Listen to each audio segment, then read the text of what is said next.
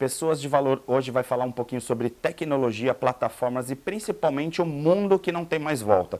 A gente falava um tempo atrás, olha, vai ter o smartphone, aí vai ter tecnologia, propaganda no celular, tal. Eu dava aula há 30 anos atrás, falava isso para os alunos de publicidade e jornalismo e os caras ficavam rindo na minha cara. Hoje é o mundo real. E aí a gente fala de inteligência artificial e de um monte de profissões, como o Harari falou, que vão desaparecer, porque simplesmente o mundo está em completa transformação. E aí, eu trouxe um cara, que é o Rafael Garcia, que é feríssimo em vender, mas é aquele cara que vende até a mãe, mas vende dentro de plataformas digitais. Porque se a gente pensar hoje no Brasil em plataformas e startups que realmente estão funcionando, eu não sei não, mas eu acho que estão na mão desse cara. Seja bem-vindo. Obrigado pela tua presença. Cara, eu vou pesquisar os meus entrevistados, eu olhei e falei assim, meu, esse cara tá em tudo, não é possível. Você é o cara, você realmente é o cara que vende o negócio acontecer, é isso? Ari, obrigado pelo convite, é um prazer estar aqui. Eu acho que eu sempre vim de vendas, né? Eu nasci numa família de vendedores, meu primeiro emprego foi representante comercial, porta a porta, vendendo mortadela, né? Essa coisa toda. Mas de uns 10, 12 anos para cá, eu me especializei nesse segmento da tecnologia. Então, sempre pensando como a tecnologia pode destravar os mercados da economia real, como que a gente agrega mais valor, e aí acabei me especializando nisso. Então, e como é um mundo muito rápido, né, as startups elas nascem e se desenvolvem de maneira muito aceleradamente, acaba que você pula de uma jornada para outra com mais velocidade do que outros mercados, né, normais. Então eu participei já de projeto no mercado imobiliário, projeto no mercado de saúde. Hoje estou à frente do mercado, de uma plataforma para mercado imobiliário. Por sinal, quem está vendo aí, ó, ele está com o braço na frente, mas olha a camisa, ele veste a camisa da Alpop, que é aluguel popular, é isso? Assim, se a gente fosse pensar, o que é Alpop? Vamos começar de trás para frente, porque você está nesse segmento de locação, é isso? É isso mesmo, a Alpop vende aluguel popular mesmo, como o nome sugere. A gente hoje é uma plataforma digital para destravar a burocratização do aluguel popular.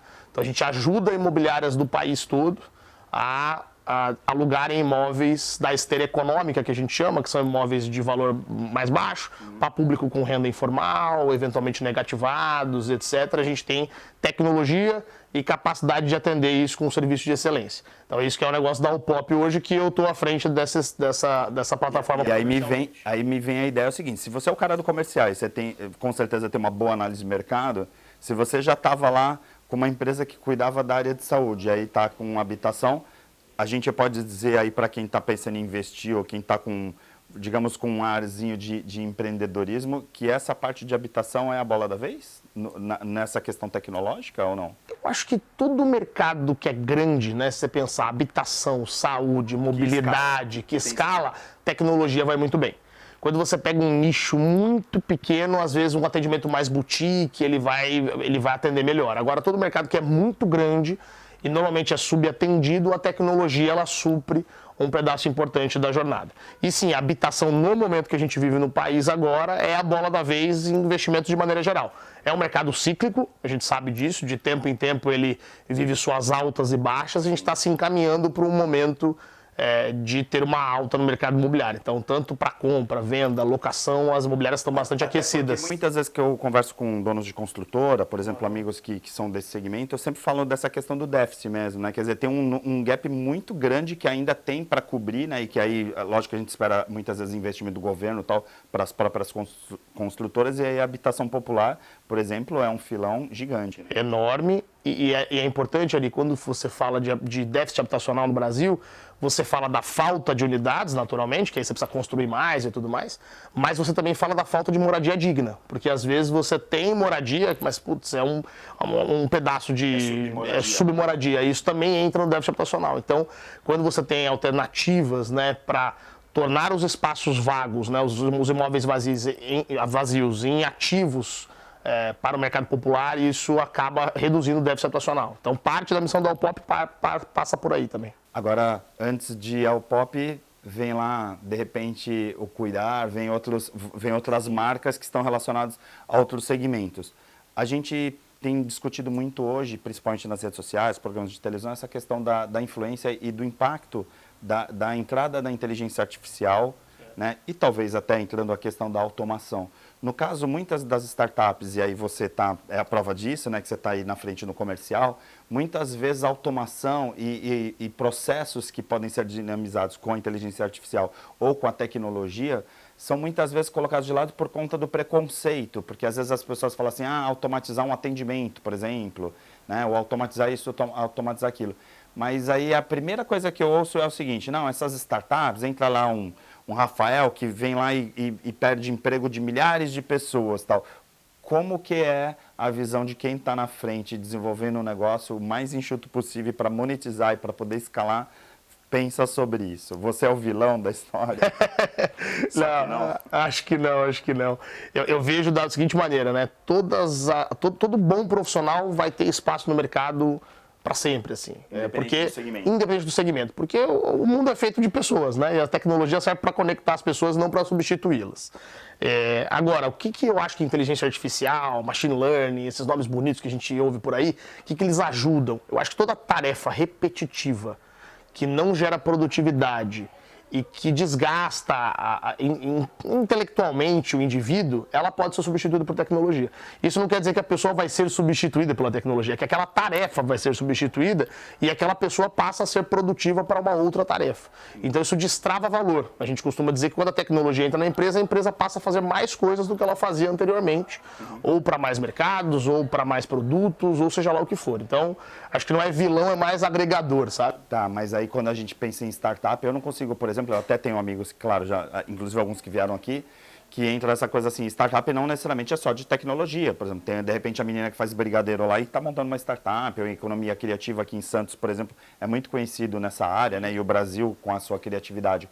Como que fica essa questão, por exemplo, no teu caso, né, a estrutura e assim, lógico que a gente tem todas essas empresas quando a gente acha que é inteligência artificial ou que é automação, mas a gente tem N pessoas trabalhando no sistema. Eu vejo startups aí hoje com centenas, milhares de pessoas trabalhando lá e está tudo certo.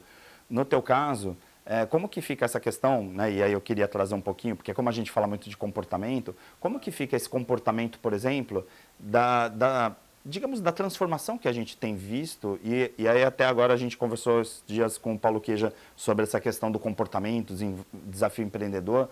Hoje, um cara que vai criar uma startup, ele tem que ter uma visão muito grande ou muito avançada em relação à tecnologia. Por exemplo, você é de vendas, mas de repente você podia estar trabalhando plano de saúde ou estar vendendo a área comercial de uma empresa e de repente não está na área de tecnologia, mas você está na tecnologia porque efetivamente é a tecnologia que faz a coisa alavancar. Como que fica essa questão da mudança de paradigma, assim, desse empreendedor que de repente ainda vê a tecnologia como vilã e hoje as startups que praticamente alavancam, né, que estão empoderando o mercado com tecnologia? Sim, eu acho que você destacou uma coisa boa, né? Desde a pessoa que faz brigadeiro ali para vender, ela é uma startup, né? Porque o nome startup tem a ver com startup, né? Você startup, então você começar, vamos dar o início. Na verdade, a empresa de tecnologia, quando ela fica grande, ela já não é mais uma startup, ela é uma empresa normal. Tipo a startup iFood, né? Que nem o pessoal fala, né? Tipo assim, aonde que a iFood é startup, né? Já foi. Já foi. Hoje em dia é uma empresa tão grande quanto outras empresas que faturam milhões, etc.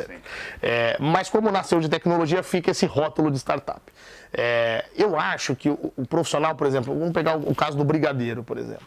Ele está ali começando a vender brigadeiro e etc. Se ele entra em plataformas digitais, marketplace, usa rede social, tudo isso é tecnologia.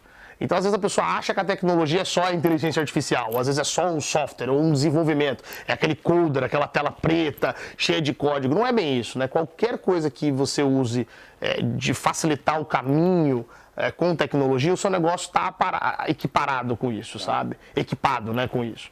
Então, eu acho que esse medo, esse receio que nasce porque também você olha, sei lá, robôs lá do Elon Musk nos Estados Unidos e tudo mais, aquele negócio que parece que vai dominar o mundo, a inteligência artificial, acho que a potência do computador, sim, ela vai avançar cada vez mais, mas as relações humanas, elas sempre vencem no final. Então, é só você pensar que o iFood, por exemplo, que você deu, tem lá milhares de pessoas trabalhando no iFood.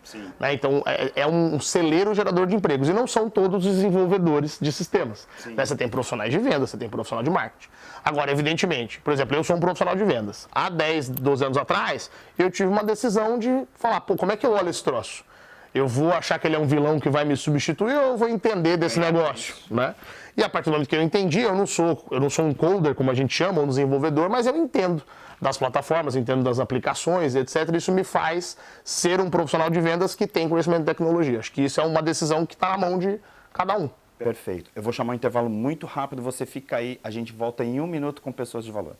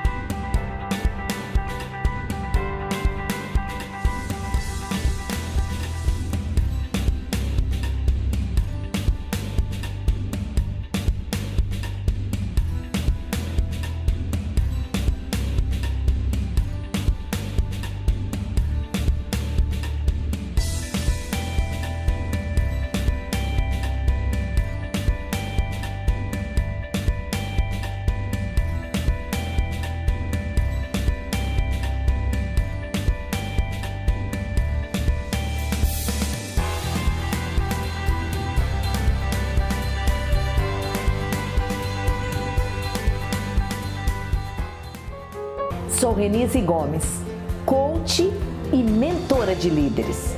E a gente fala tanto em coach, mas o que é mesmo? É uma metodologia fantástica que leva você ao melhor de si mesmo. E a gente faz um trabalho individual, online, com sessões semanais, para você desenvolver as suas competências, para você ter clareza do seu objetivo, e nós apoiamos para que você chegue lá. Quando a gente criou o Marca Pessoal Sentidos, era justamente para provocar as pessoas sobre os seus sentidos literalmente. Muitas vezes a gente vê as coisas na nossa frente, mas não enxerga. Às vezes a gente ouve a pessoa falando, mas não escuta. E isso vale para cada um dos sentidos. E a mesma coisa acontece com os elementos da natureza. Às vezes você está naquela tranquilidade e aí de repente vem um fogo e esquenta e a tua vida se transforma completamente. A mesma coisa com a água. Quantas vezes a água limpou o seu caminho, mas ao mesmo tempo, se você coloca uma temperatura baixa, de repente ela congela. E se você coloca muito fogo, ela evapora, ela se transforma e junta com o ar. E de repente esse ar, que é o elemento que faz a gente respirar, muitas vezes a gente respira inconscientemente. Não percebe o quanto é importante respirar, da mesma forma que colocar o pé na terra, sentir que às vezes a gente tem que colocar o pé no chão para que as coisas funcionem de verdade. E todos nós conectados com o éter. Por isso, o Marca Pessoal Sentidos, muito mais do que práticas de meditação, yoga ou trabalhar desenvolvimento humano, não é um grupo de 20 pessoas que se reúne com 3 facilitadores. Eu, Ari Brito, a Ronange Carvalho e a Sofia Widmer, que é uma craque em yoga, meditação. A Ronange é uma mãezona, ela cuida das pessoas e de repente essa química de nós 3 faz com que você possa ativar os seus sentidos. Por isso eu te convido, venha com a gente fazer o Marca Pessoal Sentidos. É um final de semana que pode valer por uma vida toda. Fica aí o convite e inscreva-se já, porque são poucas vagas.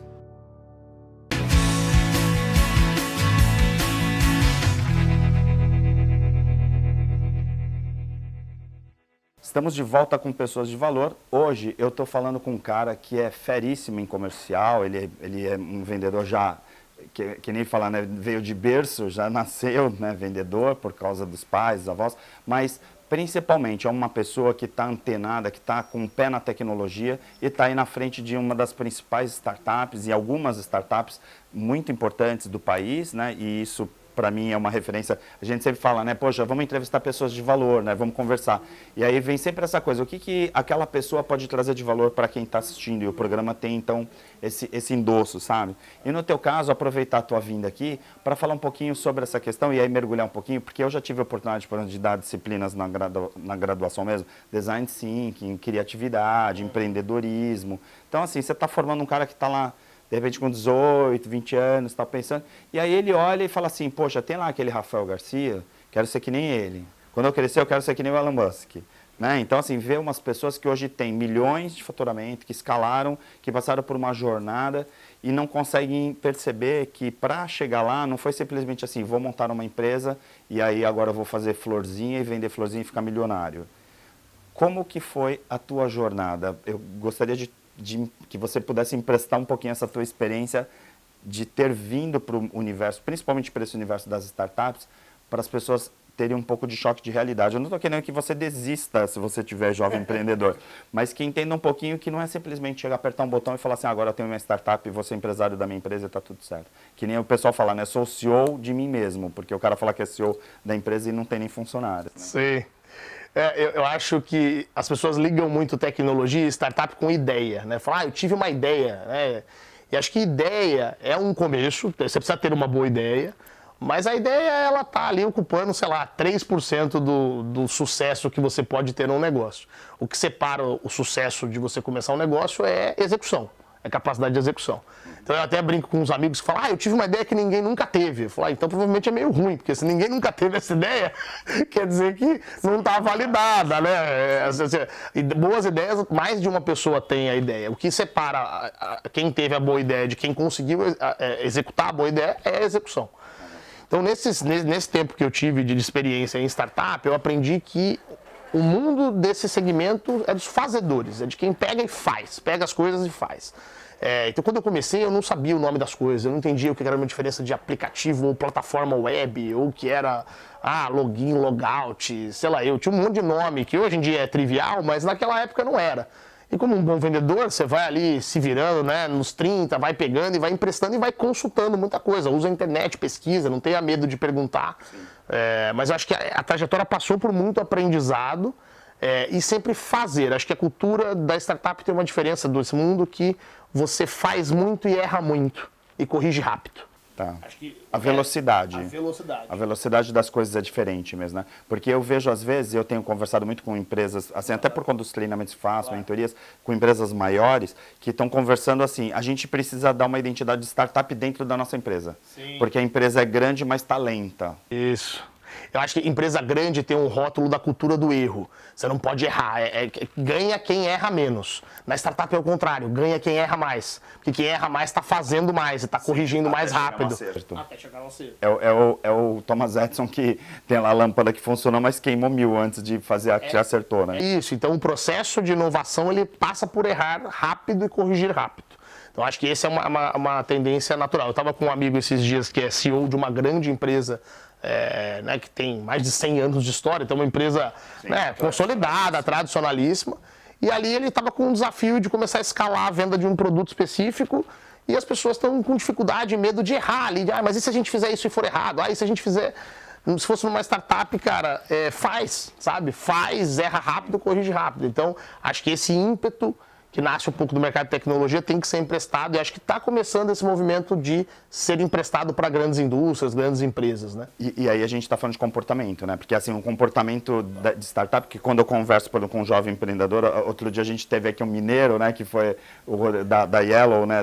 De seleção, de RH e tal, e aí a gente estava falando sobre essa questão, né? Tipo, também que é outro, né? Que foi lá e fez e aconteceu e tal, e hoje está gigante.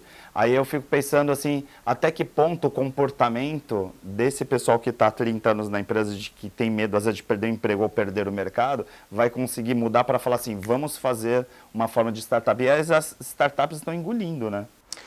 Eu acho que passa total pro comportamento. Eu acho que tá enraizado, né? Você pega algumas pessoas que elas têm com ela aquele receio de perder o garantido. É melhor não arriscar. né? E aí você não vai inovar, né? Se você não tem medo de arriscar, se você tem medo do risco, você não vai inovar. Mas eu vejo que, às vezes, acontece, né? Eu já vi pessoalmente casos de profissionais de 20 anos, 25 anos de casa, né, para uma empresa grande, aí foi pego numa demissão. E aí, numa eventual recolocação, passa por uma startup e fala, meu, isso é muito diferente, como é que eu vou tocar uma área de operações se eu nunca toquei? Mas tudo bem, ninguém nunca tocou aqui, alguém precisa fazer, vai lá e faz, sabe? E aí a pessoa se renova, sabe? Então eu acho que contato com startups, não só demitido, evidentemente, mas trocar mais ideia, fazer benchmark, levar a empresa de inovação para dentro da empresa, acho que pode mudar o comportamento daqueles que quiserem mudar naturalmente. Tem uma, quando a gente fala de inovação, até em Santos tem, por exemplo, Jazz Hub, tem um pessoal que faz coworking, um pessoal que faz um trabalho muito legal. E em alguns lugares, Parque Tecnológico, tem alguns lugares, né, pelo mundo afora que tem lá as incubadoras. Você falou mesmo essa coisa de incubar a inovação, e aí tem grandes empresas hoje que investem, inclusive, nisso, né, inclusive grandes bancos que estão trabalhando com isso. Como que fica essa questão, por exemplo, e aí hoje no startup tem muito essa coisa do investidor anjo, né? De uma pessoa, de repente, ver uma ideia lá e colocar um dinheiro e aí, de repente, fazer aquilo funcionar para acelerar. Porque, às vezes, tem uma ideia, mas também para realizar precisa de recurso, né? Como que fica, por exemplo, no caso especificamente, né, das tuas experiências, nessa questão da monetização? Porque eu olho, às vezes, a minha filha com 6 anos falando assim, acho que eu vou ser youtuber, por exemplo. Vamos fazer uns vídeos. Só que tem gente que está 20 anos para hoje ser youtuber. Aí você, por exemplo, trabalha 20 anos com vendas e 10 com tecnologia, aí você é um sucesso. Aí, assim, quem olha fala, ele começou hoje o Pop, e aí, tipo, o Pop é um sucesso. Na verdade, tem toda uma jornada de todas as experiências que você já fez para chegar lá. Como que fica essa questão? Porque, na prática, e eu gosto muito, como neurocientista, de falar que o cérebro aprende pelas experiências, né? Sim. Acho que toda startup passa pelo processo que a gente chama de fundraising, mas é levantar capital para botar de pé a sua ideia. Existe um mercado de venture capital, que é o mercado que investe em startups, e existe os investidores anjo, ou às vezes um conhecido, um amigo, o pessoal chama de family friends. A brincadeira nossa é que a gente, quando começou, não tinha nem family nem friends com dinheiro, então a gente virou friend de alguém para levantar o capital.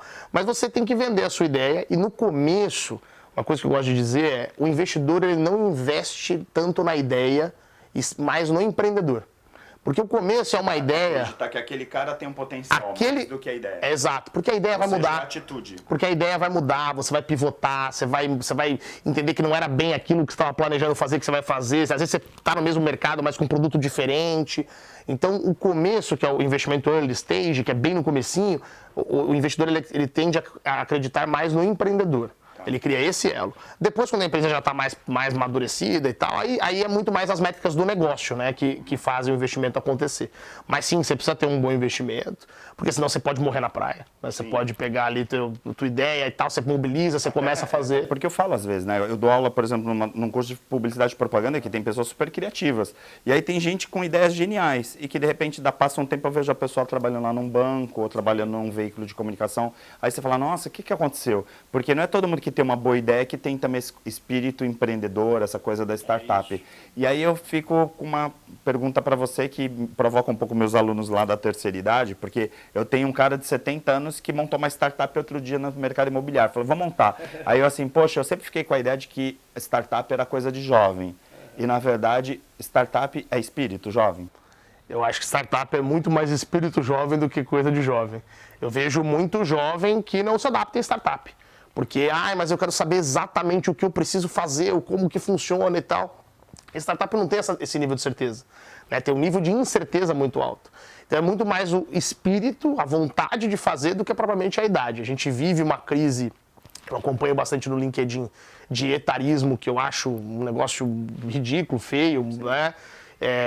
E nesse segmento de startup tem alguns apontamentos, mas eu mesmo já trabalhei com profissionais de 20, 30 anos mais velhos que eu, que tinham um espírito assim de transformação, de inovação muito mais pulsante do que uma molecada ali que está começando. Até porque às vezes a molecada está mais acomodada do que qualquer outra coisa. Né? Exatamente. Então eu acho que é muito mais a vontade de fazer do que a idade.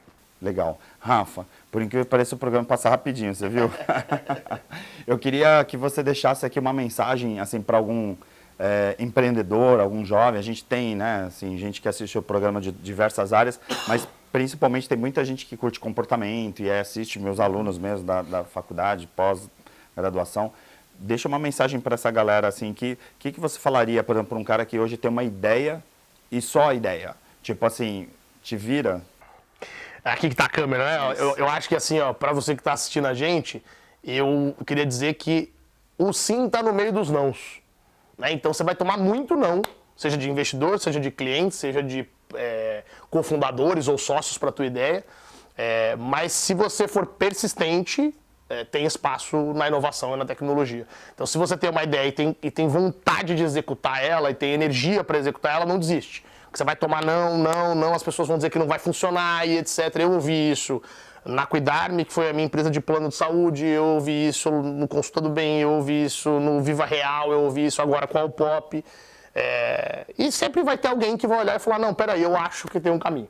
Então eu acho que é isso. O sim está no meio dos nãos e ser persistente. E saber se você tem esse fôlego.